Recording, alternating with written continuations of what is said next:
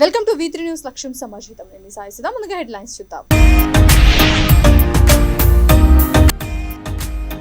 School bus ఢీకొని వెనక tyre కింద పడి చిన్నారి మృతి. నిజామాబాద్ పట్టణం నాగారం 10వ డివిజన్లో తీవ్ర విషాదం.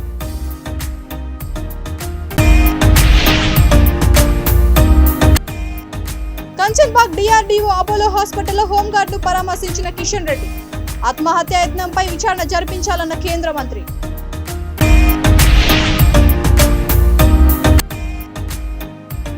ఓటు హక్కు పవిత్రమైంది, దుర్వినియోగం చేయొద్దు. సూర్యాపేట మున్సిపల్ కమిషనర్ పి రామానుజులు రెడ్డి. ఇక డీటెయిల్స్ చూస్తే స్కూల్ బస్ ఢీకొని వెనక టైర్ కింద పడి చిన్నారి మృతి చెందిన ఘటన నిజామాబాద్ పట్టణంలో జరిగింది.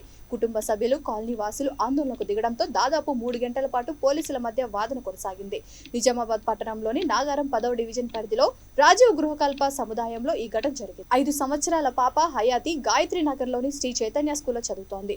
రోజువారీలాగే ఇంటి సమీపంలోని తన స్నేహితులతో పాటు తాను బస్సు దిగి నడుచుకుంటూ వెళ్తుండగా బస్సు వెనక టైర్ల కింద పడి పాప అక్కడికక్కడే మృతి చెందింది. విషయం తెలుసుకున్న స్థానికులు కుటుంబ సభ్యులకు సమాచారం ఇవ్వగా పాప మృతదేహాన్ని చూసి కుటుంబ సభ్యులు బోర్న విలపించారు. సంఘటనా స్థలానికి చేరుకున్న పోలీసులు వారిని సముదాయించి ఎట్టకేలకు బాధిత కుటుంబానికి తగు న్యాయం చేస్తామని హామీ ఇచ్చారు.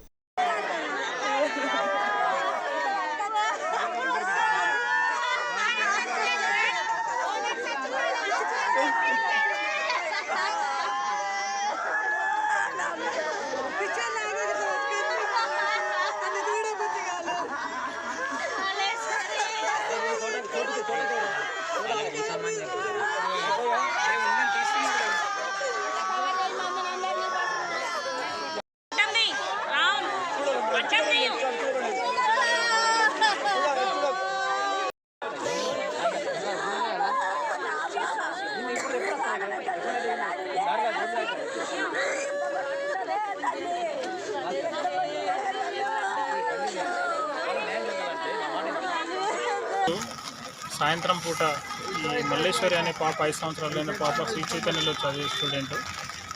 ఈ స్కూలు సమయం ముగిసిన తర్వాత ఈ 50 క్వార్టర్స్ ఏరియాలో డ్రాప్ చేయడం, స్కూల్ బస్ నుంచి దిగిన తర్వాత ఈ ప్రమాదం సంభవించడం జరిగింది. ఆమె బస్సు టైర్ కింద పడి చనిపోయిందని ఇక్కడ బాడీ ఉంది.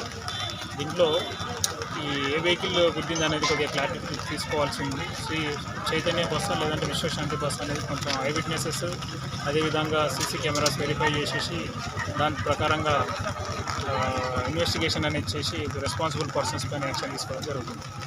మా పాప పేరు ఏంటి? మల్లేశ్వరి. క్లాస్ ఏ క్లాస్? 5th అంటే 5 years UKG LKG స్టూడెంట్ అయింది. పాత బస్తీ కంచన్బాగ్ DRDO అపోలో హాస్పిటల్లో చికిత్స పొందుతున్న చంద్రాయనగుట్ట ట్రాఫిక్ పోలీస్ స్టేషన్లో డ్యూటీ చేస్తున్న HG రవీందర్ ని కేంద్ర మంత్రి కిషన్ రెడ్డి పరామర్శించారు. అనంతరం వైద్యులతో రవీందర్ పరిస్థితిని సమీక్షించి మెరుగైన వైద్య సేవలు అందించాలని కోరారు. ఈ సందర్భంగా కిషన్ రెడ్డి మాట్లాడుతూ హోంగార్డ్ విషయంలో సీఎం కేసీఆర్ ఇచ్చిన హామీలు అమలు కాలేదన్నారు. హోంగార్డ్ రవీందర్ ఆత్మహత్య యత్నంపై విచారణ జరిపించాలని కిషన్ రెడ్డి కోరారు.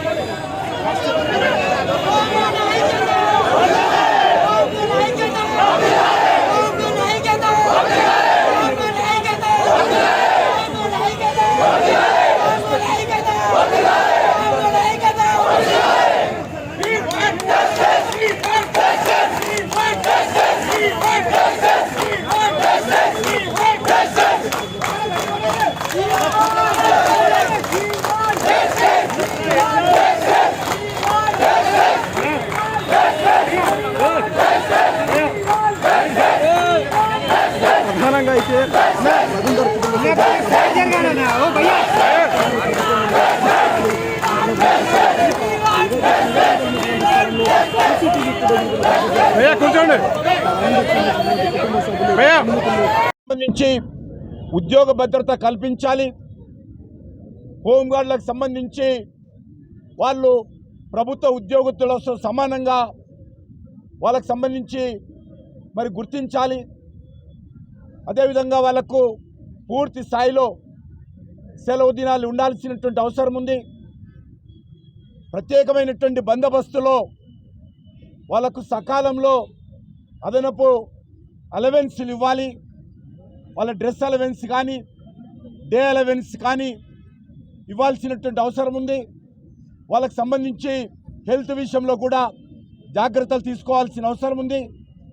ఈరోజు అయితే డబల్ బెడ్రూమ్ స్కీమ్ ఉందో డబల్ బెడ్రూమ్ కూడా మరి ఈ యొక్క హోంగార్డులకు ఇవ్వాలని అనేక సార్లు హోంగార్డులకు సంబంధించి డిమాండ్ చేయడం జరిగింది. కానీ దురదృష్టకరము ముఖ్యమంత్రి గారు అనేక సార్లు హామీ ఇవ్వడం జరిగింది. కానీ ఈ విషయంలో మరి హోంగార్డులకు న్యాయం జరగలేదు. చివరకు ఈరోజు రవీందర్ గారు ఈ రకంగా ఆత్మహత్యకు ప్రయత్నించడము చాలా దురదృష్టకరము. నేను ఈ సందర్భంగా ముఖ్యమంత్రి గారికి ఒక్కసారి జ్ఞాపకం చేయాలనుకుంటున్నాను. మరి వారు ఇచ్చినటువంటి ప్రకటన ప్రజాస్వామ్య దేశంలో ప్రజలకు ఓటు హక్కు ఎంతో ప్రాముఖ్యమైనదని, ఆ హక్కును సద్వినియోగం చేసుకోవాలే తప్ప దుర్వినియోగం చేయొద్దని సూర్యాపేట మున్సిపల్ కమిషనర్ పి రామానుజులు రెడ్డి అన్నారు. ఓటు హక్కుపై ప్రజలను చైతన్యపరచడంలో భాగంగా మున్సిపల్ కార్యాలయంలో మహిళా సంఘాల సభ్యులకు రంగవల్లి కార్యక్రమాన్ని నిర్వహించారు. ఉత్తమ ప్రతిభ కనపర్చిన వారికి ఎన్నికల సంఘం జారీ చేసిన సర్టిఫికెట్లను బహుకరించారు. ఈ కార్యక్రమంలో ఎస్ఎస్ఆర్ ప్రసాద్, టీఎంసీ శ్వేత, సిఓలు రోజా, సువర్ణ, మహిళా సంఘాలు, ఆర్పీలు, మహిళలు పాల్గొన్నారు.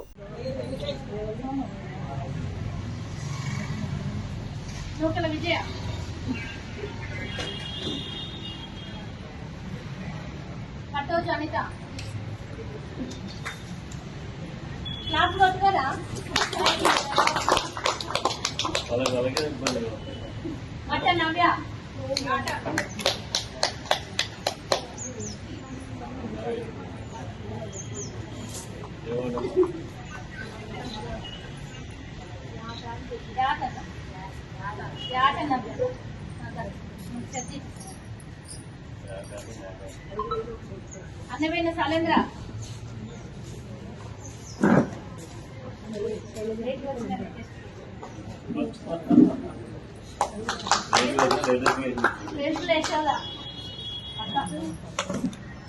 గజలక్ష్మి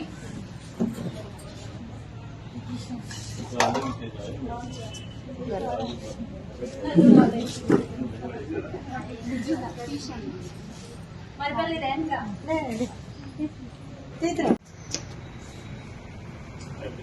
మీరందరికీ చేశారు కాబట్టి పాల్గొన్నారు. ధన్యవాదాలు తెలియజేస్తున్నాను. మళ్ళీ చివరికి ముందు పంపాలి.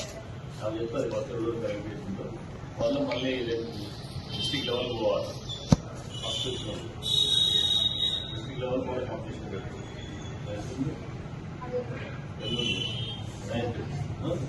సేవా రెడీ అయ్యండి. ఫస్ట్ సెకండ్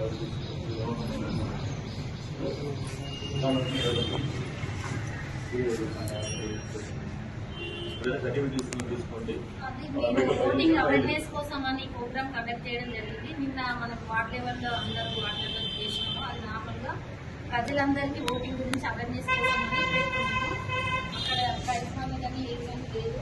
ఇక్కడ చేసినప్పుడు ఏమన్నారంటే మనకు రూరల్ డెవలప్మెంట్, అర్బన్ డెవలప్మెంట్ కలిపి రేపు అక్కడ ప్రైజ్ మనీ అనౌన్స్ చేస్తారు. పల్నాడు జిల్లా గురజాల నియోజకవర్గానికి చెందిన మంగాబాయ్ అనే మహిళ హత్య కేసులో దాచేపల్లి సిఐ సురేంద్రబాబు తనను రాజీకి రమ్మని బెదిరిస్తున్నాడని మంగాబాయ్ కుమారుడైన రాము నాయక్ సెల్ఫీ వీడియో విడుదల చేశాడు.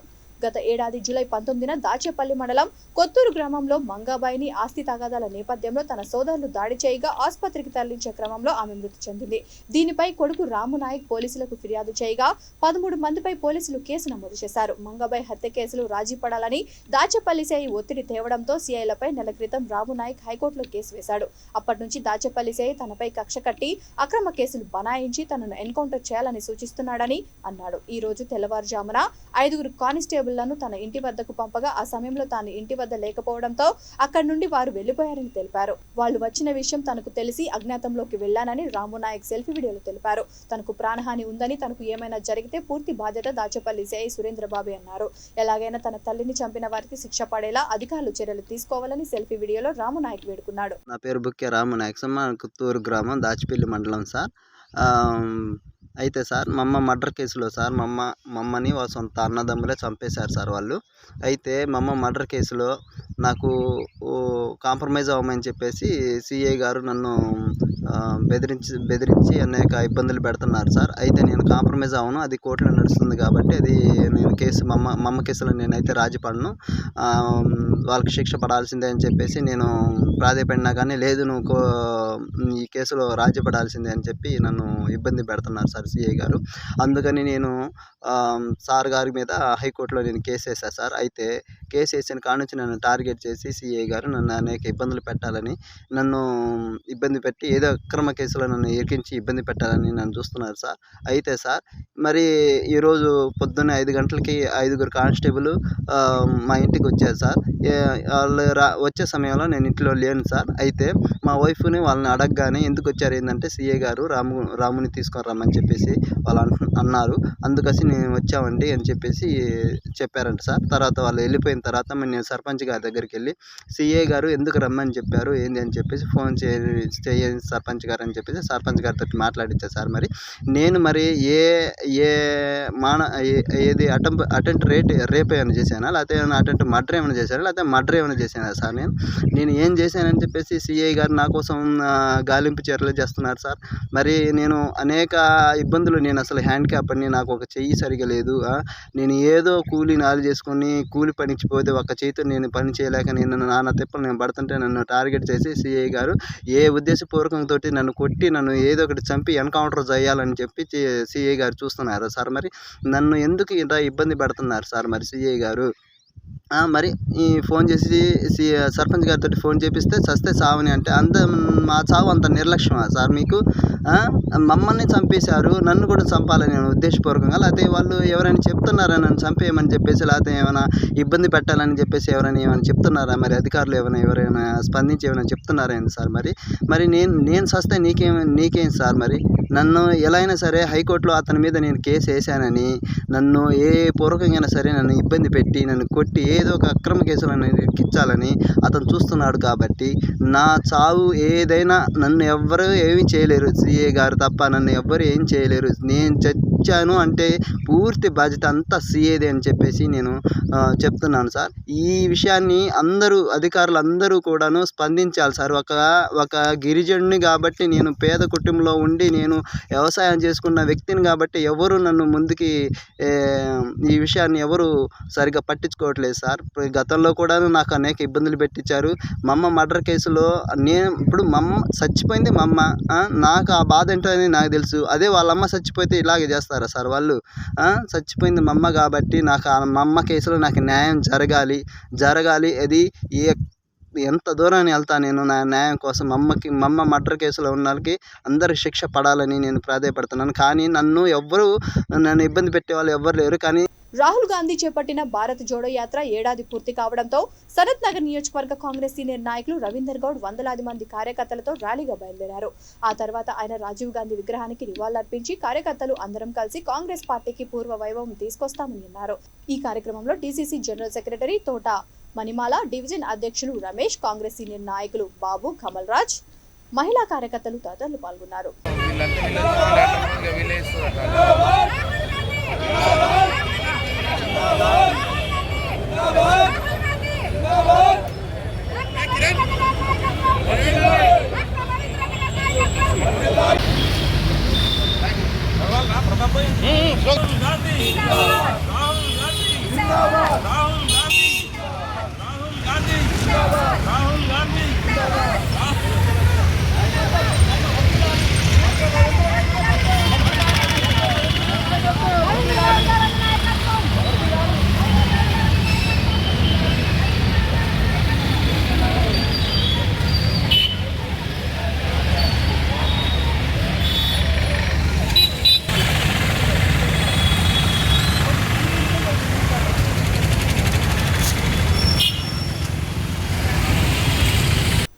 భవిష్యత్, వారి ఆరోగ్యం కోసం మన ప్రభుత్వ పాఠశాలలో చదువులు బాగుండడం కోసం సీఎం జగన్మోహన్ రెడ్డిని గెలిపించాల్సిన బాధ్యత మనపై ఉందని తిరుపతి జిల్లా గూడూరు ఎమ్మెల్యే వెలగపల్లి వరప్రసాదరావు అన్నారు. గూడూరు రూరల్ మండలం మిట్టత్ముకూరు గ్రామం నందు 40 లక్షల రూపాయలతో సచివాలయం బిల్డింగ్, 19 లక్షలతో R&B రోడ్డు నుండి చింతాలమ్మ గుడి వరకు సీసీ రోడ్డు ప్రారంభోత్సవ కార్యక్రమానికి ఆయన ముఖ్య అతిథిగా హాజరై రిబ్బన్ కట్ చేశారు. కార్యక్రమంలో జడ్పీ చైర్మన్ ఆనం అరుణమ్మ ఉన్నారు.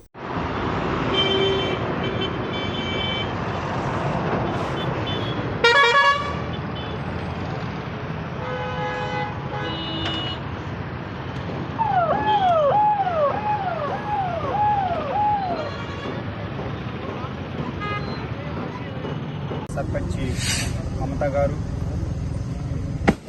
జడ్పీ చైర్పర్సన్ అరుణమ్మ గారి చేతుల ద్వారా, మా జడ్పీటీసీ యామిని గారి చేతుల ద్వారా, అలాగే ఎంపీటీసీ మంజుల చేతుల ద్వారా, నా చేతుల ద్వారా 19 లక్షలకు ఒక రోడ్డుని R&B రోడ్డు దగ్గర నుంచి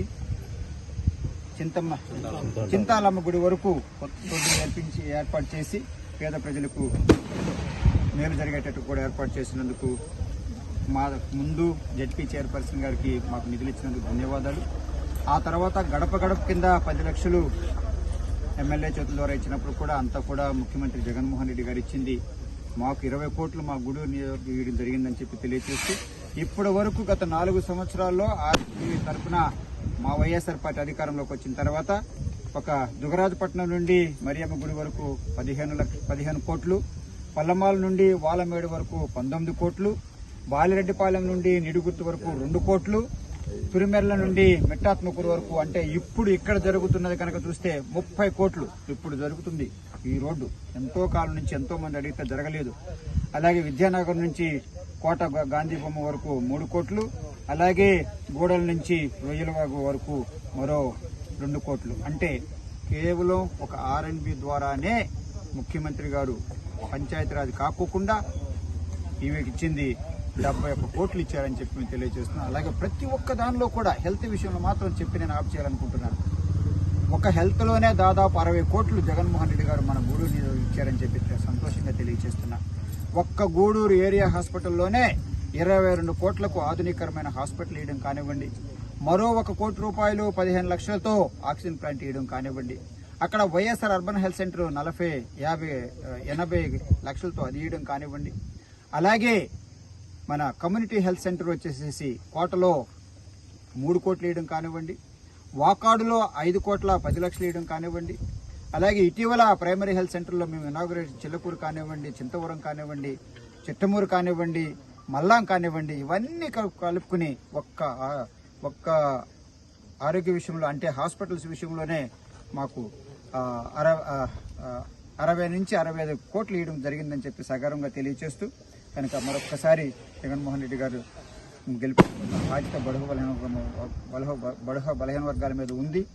దయచేసి గెలిపించండి, మన భవిష్యత్తు కొరకు మనం చేసుకోవాలని చెప్పి కోరుకుంటూ మరొకసారి చైర్పర్సన్ గారు అరుణమ్మ గారికి ఎన్ని పనులున్నా కూడా విడిచిపెట్టి మాకు ఇచ్చినందుకు, మమ్మల్ని ఆదరించినందుకు ధన్యవాదాలు తెలియజేస్తాను. 1,36 లక్షలతో శ్రీకాళహస్తి భరద్వాజ గెస్ట్ హౌస్ నుండి గంగా సదన్ కైలాస సదన్ గెస్ట్ హౌస్ వరకు రోడ్డు నిర్మాణం, డ్రైనేజీ పనులను శ్రీకాళహస్తీశ్వర స్వామి దేవస్థానం ధర్మకర్తల మండలి అధ్యక్షులు అంజూరు తారక శ్రీనివాసులు పరిశీలించారు. ఇంజనీరింగ్ శాఖ అధికారులకు ఆయన పలు సూచనలు చేశారు. అంజూరు శ్రీనివాసులు మాట్లాడుతూ దేవస్థానం ఆధ్వర్యంలో సుమారు 1,36 లక్షలతో భక్తులకి సౌకర్యార్థం కోసం అభివృద్ధి పనులను చేపట్టామన్నారు. రోడ్డు నిర్మాణ పనులు వేగవంతం చేయాలని ఇంజనీరింగ్ శాఖ అధికారులు కాంట్రాక్టర్లకు ఆదేశాలు ఇచ్చినట్టు తెలిపారు.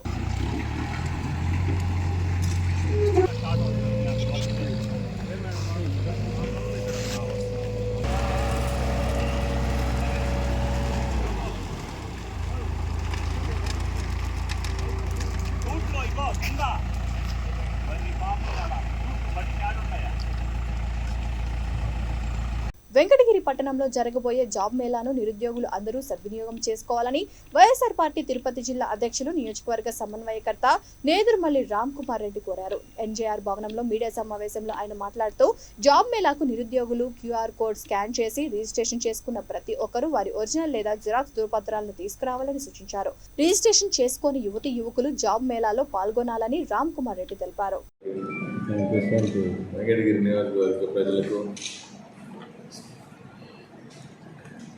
ముఖ్యంగా టౌన్లో ఉన్న వాళ్ళందరికీ కూడా మార్గదర్శిలో భారీగా చిట్ ఫండ్ నిబంధనల ఉల్లంఘనలు జరిగాయని ఏపీసీఐడి డీజీ సంజయ్ అన్నారు. వినియోగదారులు చిట్ వేసుకున్న వారి పేరుతో చిట్లు నడుస్తున్నాయని తెలిపారు. గోస్ట్ సబ్స్క్రైబర్స్ పేరుతో మార్గదర్శి యాజమాన్యమే డబ్బులు తీసుకుంటున్నట్లు ఏపీసీఐడి గుర్తించినట్లు మీడియా సమావేశంలో వెల్లడించారు. కంపెనీలో ఆర్థిక మోసాలపై సబ్స్క్రైబర్స్ పేర్లు బయటకు రావడంతో వారికి యాజమాన్యం బెదిరింపు కాల్స్ చేస్తోందన్నారు. దీనిపై సిఐడికి ఫిర్యాదులు అందినట్లు వివరించారు. మార్గదర్శి నిర్వహిస్తున్న 40% చిట్ గ్రూపుల్లో చందాదారులే లేరని, ఇతర చిట్ గ్రూపుల్లో కూడా మార్గదర్శి మోసాలకు పాల్పడుతున్నట్లు డీజీ సంజయ్ వెల్లడించారు. 1 crore అబౌవ్ చిట్ 1%, 2% 1-2 వేసుకోవడం అనేది సహజ సిద్ధం. కానీ ఒక పర్టికులర్ కంపెనీ ఇప్పుడు 20 చిట్స్, 50 చిట్స్, 40 చిట్స్ ఇలా వేసుకుంటూ వెళ్ళిపోతున్నారు ఇన్ని కంపెనీస్, ప్రైవేట్ కంపెనీస్. సో వీళ్ళు మనీ ఫ్లోని స్టడీ చేయడం అని చాలా ఇంపార్టెంట్. ఫస్ట్ ఆక్షన్ అనేది జరగకుండా 4-5 నెలల వరకు చిట్ కమెన్సింగ్. ఎలా జరుగుతుంది ఇది? బికాజ్ ఏజెంట్, మేనేజర్ సొంత ప్రమేయం మీద చేసుకుంటూ వెళ్ళిపోతున్నారు. 40-50% ఒక చిట్ గ్రూప్లో మనుషులే లేరు, కంపెనీయే నడిపిస్తుంది. కంపెనీయే కడుతున్నట్టు, కంపెనీయే పాడుకుంటున్నట్టు, కంపెనీకే అవన్నీ వచ్చేస్తున్నట్టు చూపించారు. ఇందులోనే ఆ గోస్ట్ సబ్స్క్రైబర్స్ అనేది కూడా మేము చూపించాం.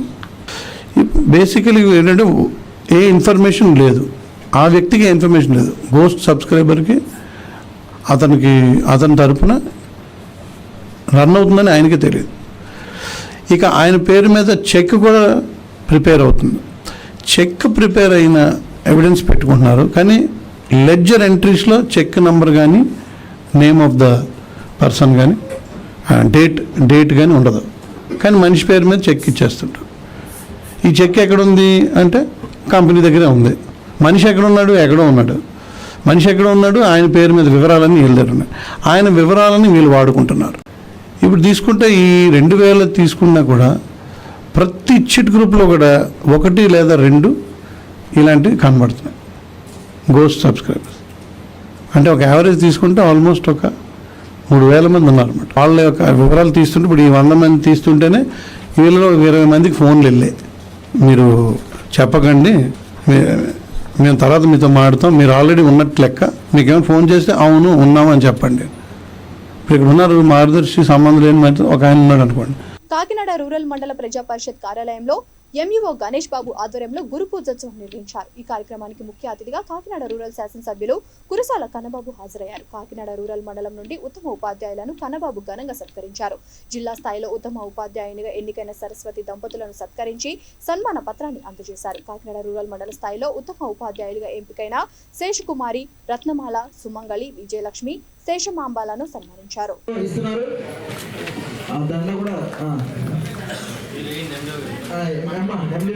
మీరు ఎంపీ గారు ఉత్తమ ఉపాధ్యాయులు శ్రీమతి కూడా అందజేయడం జరిగింది. ఈ కార్యక్రమం అనంతరం మన సన్మాన పత్రాన్ని చదువుకోవడం కూడా జరుగుతుందండి. రైట్.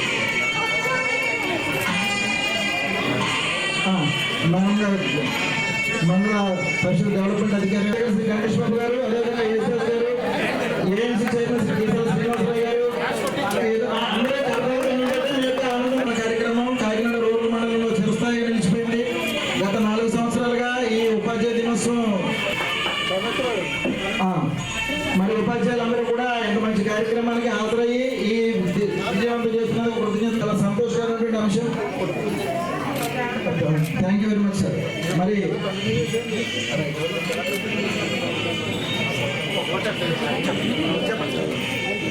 ఈరోజు మన మండలంలో జరిగింది. ఓకే, జిల్లా వారికి మన సరస్వతి మేడం గారికి, అదేవిధంగా సుమంగళి మేడం గారికి, విజయలక్ష్మి గారికి, శేషమాంబ గారికి మండల పక్షాన వందనాలు తెలియజేస్తా ఉన్నాం. Thank you sir. Thank you sir.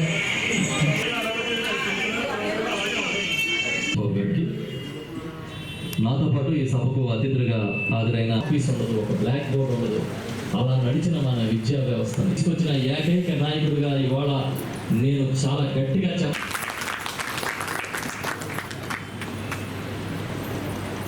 ఈరోజు పరిస్థితులు ఎలా మారిపోయాయి? తిరిగి వస్తుందనడానికి ఈరోజు ఆంధ్రప్రదేశ్లో డీటెయిల్స్లోకి వెళ్ళిన ముఖ్యమంత్రి ఎడ్యుకేషన్లో నేను ఎందుకంటే క్యాబినెట్ మినిస్టర్గా ఉన్నప్పుడు ఒకసారి నాకే అనిపించింది మనం ప్రత్యక్షంగా ఒక గురువులు ఎలా ఉంటాడో చూడని జీవితం ఏమి ఉండదు. ఉత్తమ గురువు దేవుడితో సమానం. గురువుని మించిన దైవం లేదని ఎందుకంటామంటే దేవుడు మనకు కనిపించడు, కానీ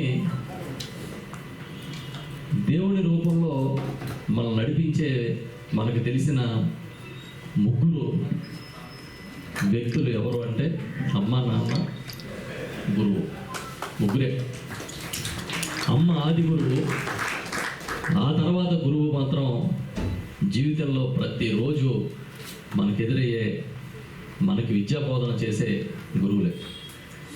ఇవాళ నేనవచ్చు, నాకన్నా వేరే వేరే హోదాల్లో ఉన్న పెద్దలు వచ్చి కూడా మీరందరూ అవ్వచ్చు. ఎవరో ఒక గురువు చేతిలో. బులెటిన్ ముగించే ముందు హెడ్లైన్స్ మరొకసారి. స్కూల్ బస్ ఢీకొని వెనక టైర్ కింద పడి చిన్నారి మృతి. నిజామాబాద్ పట్టణం నాగారం 10వ డివిజన్లో తీవ్ర విషాదం.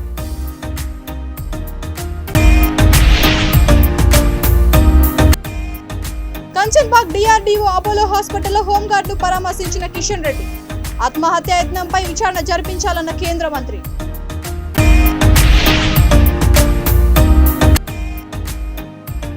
ఓటు హక్కు పవిత్రమైంది, దుర్వినియోగం చేయొద్దు. సూర్యాపేట మున్సిపల్ కమిషనర్ పి రామానుజులు రెడ్డి.